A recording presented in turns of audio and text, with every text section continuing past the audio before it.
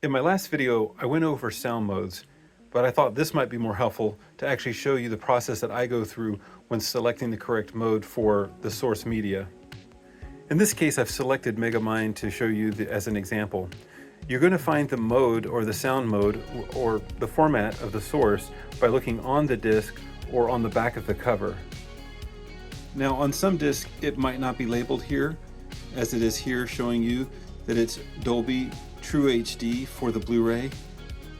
The actual DVD will have a different format, and sometimes it's just Dolby Digital. With the Blu-ray you typically have higher sound formats, so in this case Dolby True HD. If you can't find it on the disc, which is common not to be on the disc, you can always look right on the back and you will notice that here on the back it says what the Blu-ray is and what the DVD is, Dolby True HD. Okay, so I've loaded the Blu-ray into the Blu-ray player. And I'm going to start with my receiver completely off. This way it doesn't have any stored settings. I turn that on.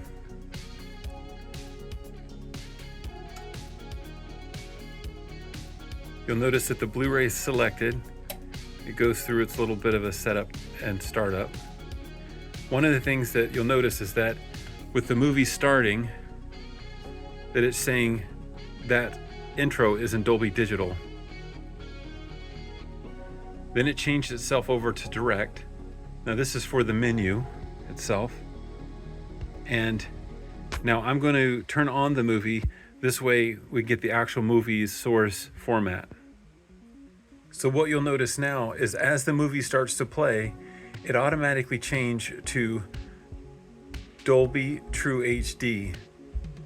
So starting out, I select pure or direct when it comes to the sound modes so that I can have it coming through, and then I can hear what speakers are active and how it's being played. Once you've done this enough times, you kind of know what to expect based on the format of the sound mode that it's on the DVD or video that you're going to play. Now here's a little bit about the selection process. So I first selected the pure. Now if it was a game or a music, you could choose sound modes based on this, but this of course is a movie, and I'm going to choose the sound modes related to movie for the one that's active. So when I select this the first time, it goes, okay, here's your Dolby True HD, and because that's the format that's coming in and the format that's going out, it just says Dolby True HD. Now if I change this to say, okay, anything Atmos or Dolby Surround, you'll notice that it says, okay, you've selected, this is not Atmos, so it's going to say then you're going to play it in Dolby Surround because you chose one of those two modes, either Atmos or Dolby Surround. But it's saying that the source is Dolby True HD being played as Dolby Surround. So if I hit the button again, I'm going to come to Neural X. Now this is one of the higher formats that usually takes whatever source and breaks it out. In this case, it would be taking Dolby True HD and converting it to Neural X. So on this receiver, you continually hit the movie button to cycle through the different sound modes. I've come back to the original format, which is Dolby True HD, and you're really not going to get more out of it than that. If I put it on the other upscaling, this pretty much has everything. If I play it on pure or the direct mode, it's going to sound about the same because I'm accessing all the channels just by using the Dolby True HD that my receiver has, and that the format, because this is not a Dolby Atmos source. The receiver is smart enough to know that if you change to some other format such as game or music or something of that nature, and then you go to select the sound mode, then it's not going to give you all the options. It's going to base it on what's coming in and what it knows is coming in. So these are quick select buttons, and then these are your sound modes. I had another question that was asking about, well, how do you test some of this? And what I was explaining in the other video is that if I put in a movie and it's a 5.1 surround sound type source, and I look at the mode here, it's going to say it's, for example, Dolby Digital, and it's 5.1. So if I step back and I listen to my front right and left speakers, and then I actually listen to my side speakers, I'm going to get a different, setup based on what is selected as a source. Now, what I was saying is, when you select a source, you have what you expect to hear and what you actually hear.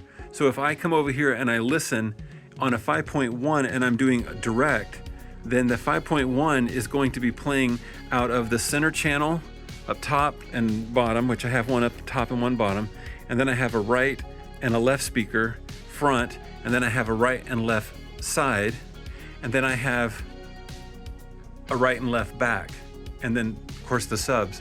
But if it's a 5.1 direct, oftentimes it's just going to play these as my surround speakers, because it's only 5.1 and it's not, and the receiver is not upscaling that for a 7.1 setup.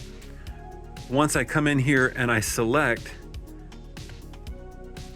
Neural X, it automatically takes that source, breaks it up, and says, even though you're playing this as Dolby HD, or if it said Dolby Digital, it would say, but it's coming out as that. That means that instead of it putting the 5.1 onto these as the backup, it's going to go ahead and break that channel up, put to the side, and then move those to the back, or move it to the height channel. So it's going to expand the sound out when you select that, especially when you're not playing something that is Dolby Atmos or Dolby True HD, which has height channels.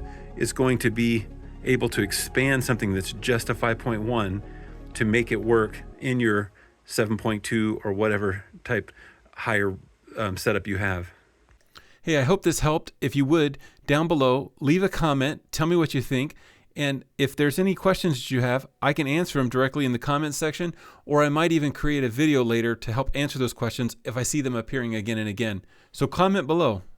Thanks for watching this video. We really appreciate it. Be sure to hit that like button below. It costs you nothing, but that's what propels this video forward for other people to view and for us to get full credit for all our hard work. Now that's just if you want to. I don't want you to feel pressured. What's going to happen? Just push it!